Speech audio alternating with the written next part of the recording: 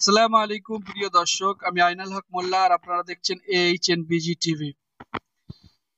প্রিয় দর্শক, আপনারা জানেন যে ওয়াকফ সংশোধনী বিল 2025 এই বিল যখন থেকে পাশ হয়েছে ভারতবর্ষের বিভিন্ন জায়গায়, বিভিন্ন জেলায়, বিভিন্ন রাজ্যে এর বিরুদ্ধে প্রতিবাদ সভা হচ্ছে, আন্দোলন হচ্ছে এবং বিক্ষোভ সমাবেশ হচ্ছে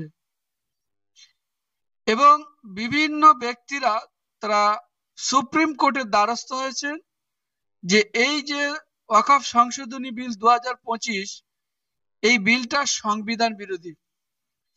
আর এরই প্রতিবাদে পশ্চিমবঙ্গের রাজ্যেও বিভিন্ন জায়গায় বিভিন্ন প্রতিবাদ সভা, বিভিন্ন মিছিল মিটিং, বিভিন্ন ধরনের বিক্ষোভ সমাবেশ আমরা দেখতে পাই।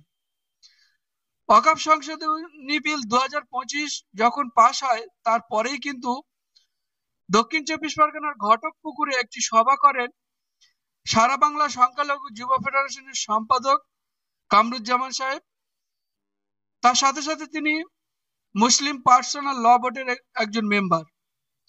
তো তিনি ঘোষণা করেন যে আমরা এরকম ছোট ছোট সভা করছি এবং বিভিন্ন জায়গায় মানুষদেরকে উদ্বুদ্ধ করছি, এবং এও জানিয়ে দিচ্ছি, তিনি সেই সভা থেকে বলেন যে আমরা কলকাতায় মুসলিম পার্সোনাল ল বোর্ডের পক্ষ থেকে সমস্ত মেম্বাররা এক জায়গায় বসে ব্রিগেড ময়দানে একটি বড় সমাবেশ বা বিক্ষোভ সমাবেশ করার তার দিন তারিখ এবং সমস্ত কিভাবে হবে তার পুঙ্খানুপুঙ্খ আপনাদেরকে জানিয়ে দেব। রীতিমতো তার কিছুদিন পরেই কলকাতায় একটি বৈঠকও তিনি বিভিন্ন সংগঠনের মানুষদেরকে নিয়ে, মুসলিম সংগঠনদের মানুষদেরকে নিয়ে তিনি বসে একটি তারিখ দেন। সেটি হলো 26/4/2025 শনিবার, যে এই 26 তারিখে কলকাতার ব্রিগেড গ্রাউন্ডে ওয়াকফ সংশোধনী বিলের বিরুদ্ধে একটি বিক্ষোভ সমাবেশ বা মিটিং হবে। রীতিমতো সেই তারিখ থাকে। তো তার মধ্যে কিছু মানুষ তারা বিভিন্ন রকম ভাবে প্রশ্ন তুলতে থাকেন। কেউ বলেন যে তারিখ যে ঘোষণা করেছেন তার পারমিশনের কপি দেখান। কেউ বলেন এই সংগঠনের মিটিংয়ে আমরা থাকছি না। কেউ বলেন ওনারা করছেন করুন, কাউকে মানা করব না, আমি যাচ্ছি না। এরকম ধরনের বিভিন্ন ভাবে বিভিন্ন মানুষ বাধা সৃষ্টি করার চেষ্টা করে। এবং ব্রিগেড গ্রাউন্ড যে আর্মিদের পক্ষ থেকে একটি অনুমতি নিতে হয়, সেই অনুমতির জন্য মুসলিম পার্সোনাল ল বোর্ডের পক্ষ থেকে কামরুজ্জামান সাহেব তিনি কিন্তু আর্মি হেডকোয়ার্টারে আবেদনের জন্য একটি আবেদনপত্র জমা করেন। আবেদনপত্র জমা করার পরে এক সপ্তাহ পরে কামরুজ্জামান সাহেবকে জানিয়ে দেওয়া হয় গত দুদিন আগে যে আর্মির পক্ষ থেকে তাদেরকে সভা করার জন্য অনুমতি দেওয়া হচ্ছে না। তো তখন তিনি বলছেন যে যেহেতু বিজেপি সরকার ক্ষমতায় আছেন আর তারাই পাশ করেছেন আর তাদের অনুমতিতে চলে আর্মিরা, তো সেজন্য হয়তো আর্মিরা উপর মহলের কথা শুনে আমাদেরকে অনুমতি দিচ্ছেন না এবং রাজ্য সরকারও অনুমতি দিচ্ছেন না। তো সেই জন্য তিনি কি করলেন, কলকাতা হাইকোর্টের দ্বারস্থ হয়েছিলেন।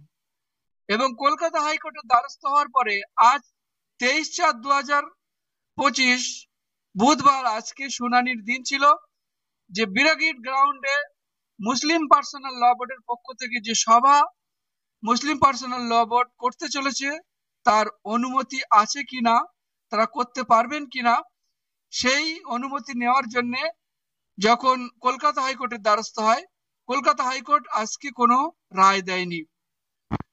আগামীকাল 24/4/2025 বৃহস্পতিবার 1টার সময় আবার শুনানির সময় ঘোষণা করেছেন, যে আগামীকাল 4 তারিখে আপনারা আবার আসুন এবং আপনাদেরকে রায় দেওয়া হবে।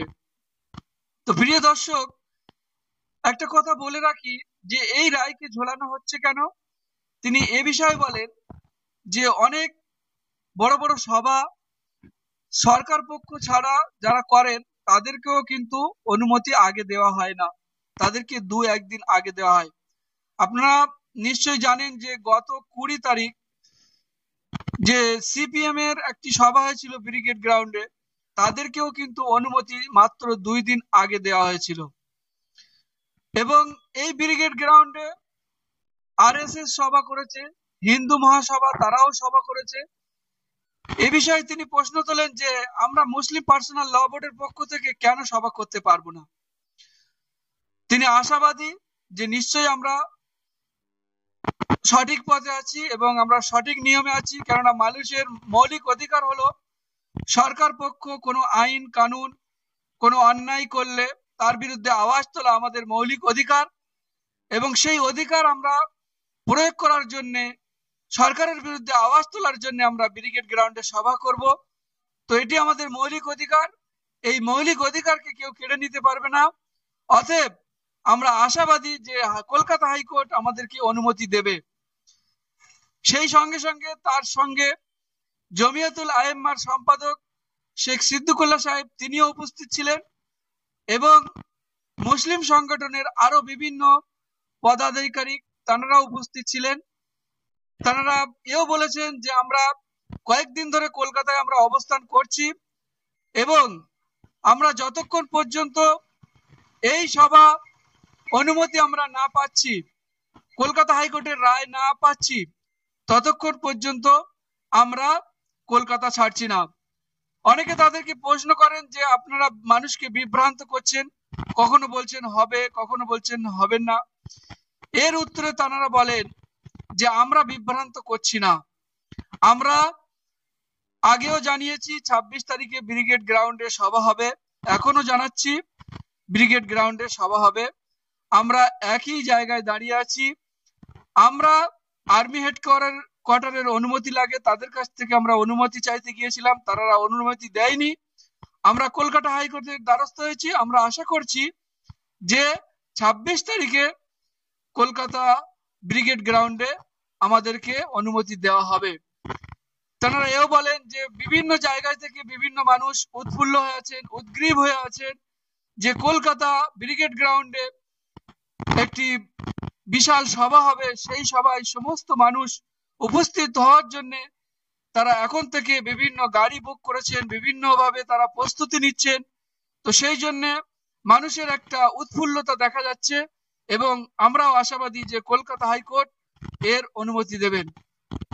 তারা এও বলেন যে এর আগে বিভিন্ন সভা হয়েছে, বিভিন্ন প্রতিবাদ সভা হয়েছে, বিভিন্ন হয়েছে, কিন্তু কলকাতা ব্রিগেড গ্রাউন্ডে সভা কোনো মুসলিম সংগঠন করেনি।